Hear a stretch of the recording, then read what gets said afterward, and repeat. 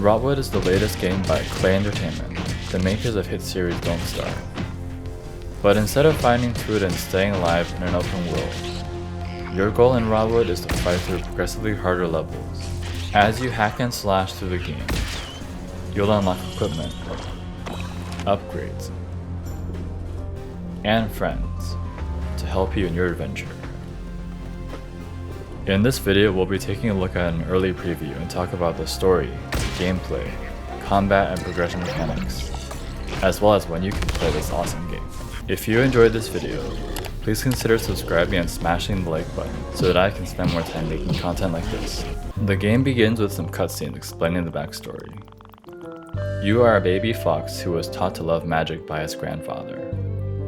But then, disaster struck in your hometown when a volcano exploded and set fire to the village. It gets even worse though. The volcano's ashes gave birth to many evil monsters that are now running wild in the forest, preventing you and your village from returning home. But 10 years later, there's finally hope. A mysterious stranger has built a strange wooden helicopter with a claw, and this is going to be your secret weapon to saving the world. Just kidding. But actually, that's how you spawn in. You'll see what the claw is for in just a sec. But as it turns out, you're actually a really bad pilot, so you lose control of the helicopter and throw your friends overboard.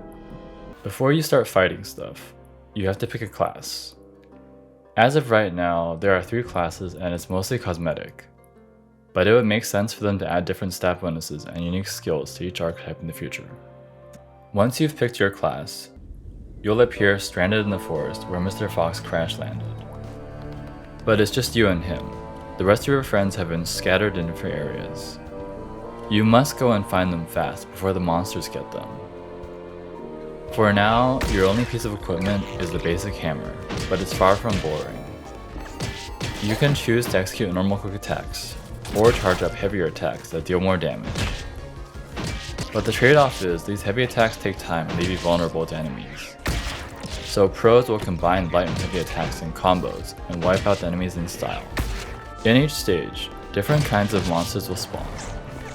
As you defeat them, more and more will spawn from the bushes. You're rewarded for each stage you clear with Conjure, a magic purple substance. This can be spent at rest areas to buy potions and unlock upgrades. These upgrades are randomly generated, so each time you play through the game, you end up with a different combination of skills and talents. As you can see, the world map progresses after each level to show you the path you take. But also look to the left of your screen. This is an indicator that shows you what kind of rooms the next ones are, so pick carefully which direction you go in. Once you pick a room, you can't go backwards, only forwards. So you have to decide whether you want one room or the other. The question mark indicator means you will meet a mysterious stranger who has a gift for you. But sometimes that gift may come at a price.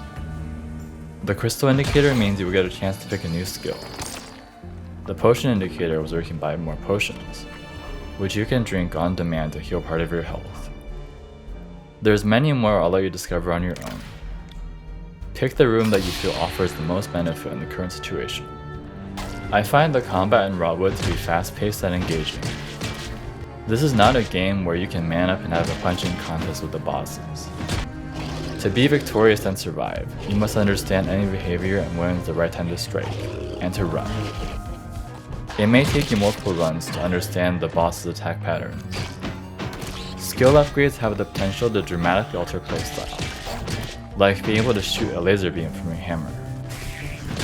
You can abuse this to cheese bosses from a distance without getting hit.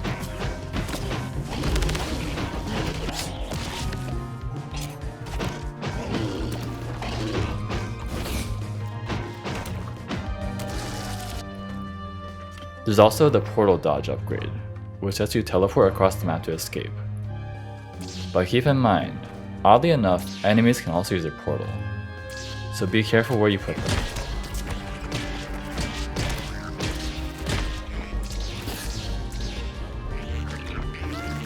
We can't forget about the banana peel upgrade, which is literally you throwing a banana on the ground.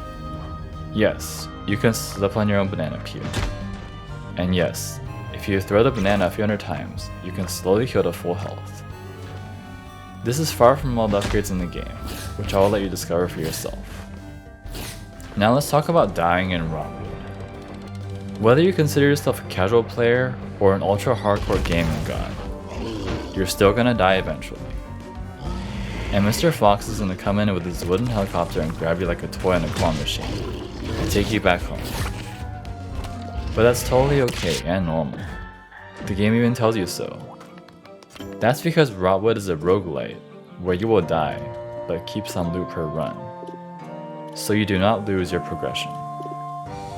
You can use these upgrade tokens back at your home camp with the NPC friends you rescued, who will accept tokens and materials as payment to help you unlock more equipment, new weapons, and other things that will make you stronger.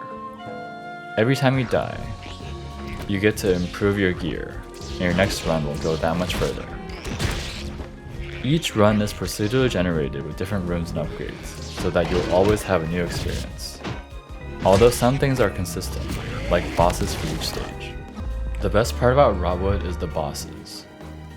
Rotwood's boss fights are a major challenge and act as landmarks for your progression.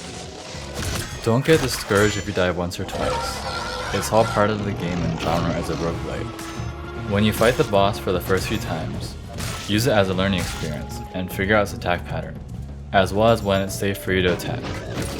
Don't overcommit with heavy attacks until you know the boss very well, since it only takes a few hits for the boss to knock you out. You can see in this clip how quickly my health drops against the boss on my first attempt. It only takes a few missed dodges for my health to drop to 0. And before you know it, you're taking a ride back to town on the claw of shame. Certain skills will benefit you more for certain bosses. For example, Portal Dodge skill is invaluable for this first boss because it allows me to relocate myself away from the ground spike attacks. You will also find that certain weapons may serve you better, like using the spear to strike at a longer distance safely. But don't stick to what I've told you. Find your own playstyle by experimenting. That's a big part of this game. Now it's time for the most important part. How and when can you play this awesome game? Rotwood will be released on the Steam store when it's available, but Klei Entertainment has not promised a release date yet. However, I feel good about the current state of the game in this preview build, and believe it'll come out soon. Despite it being a preview build, I feel like this is already very polished and a fun experience. I can't wait to see how much better it'll be in the final release. But hey, the Steam page is already up, so go to the link and add it to your wishlist and get notified when it's out. You can also sign up to be an early tester like me in the meantime. Have fun!